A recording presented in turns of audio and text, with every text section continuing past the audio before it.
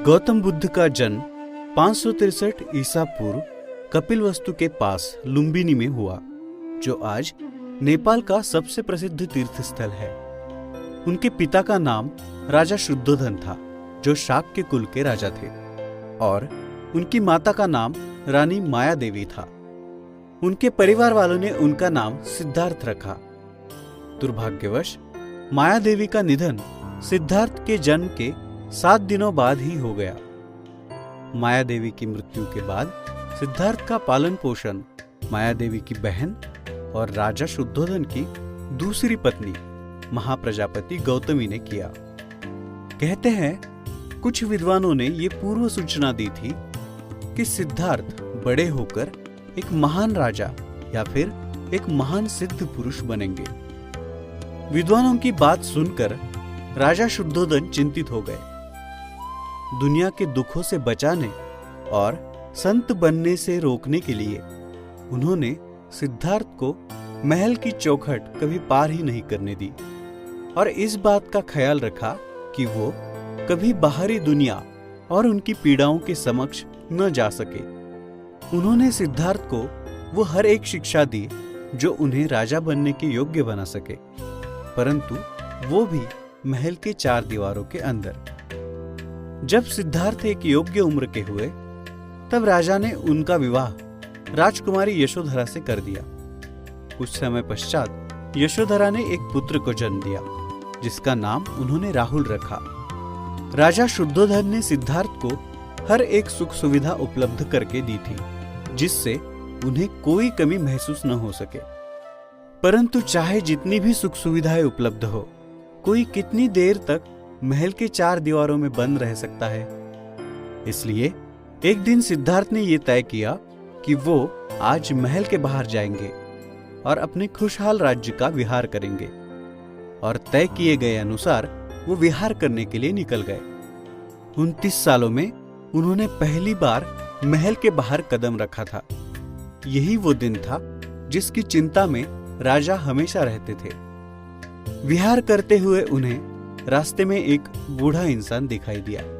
उन्होंने सारथी से पूछा, उस इंसान की प्रकृति ऐसी क्यों है? सारथी ने कहा, सभी लोग अपने जीवन में बूढ़े होते हैं। तब सिद्धार्थ को पहली बार यह पता चला कि इंसान बूढ़ा भी होता है। कुछ देर बाद उन्हें एक बीमार व्यक्ति दिखाई दिया। उन्होंने फिर से सारथी को उसके बारे में पूछा। तब उसने बताया कि इंसान को जीवन में बीमारियां होती रहती है। सिद्धार्थ इस बात से भी अनजान थे। आगे उन्हें एक शव यात्रा दिखी। सिद्धार्थ ने फिर से सारथी को इस बारे में पूछा। सारथी ने उन्हें बताया कि जो भी इस दुनिया में आता है, उसे एक न एक दिन इस दुनिया को छोड़कर जाना पड़ता है। थोड़ा आगे जाने के बाद उन्हें एक सन्यासी दिखाई दिए। उन्होंने फिर से सारथी को सन्यासी के बारे में पूछा। तब सारथी ने उनसे कहा कि ये एक सन्यासी है। जब कोई इंसान अपने जीवन की सुख सुविधाओं को त्याग देता है, तब वो सन्यासी बन जाता है।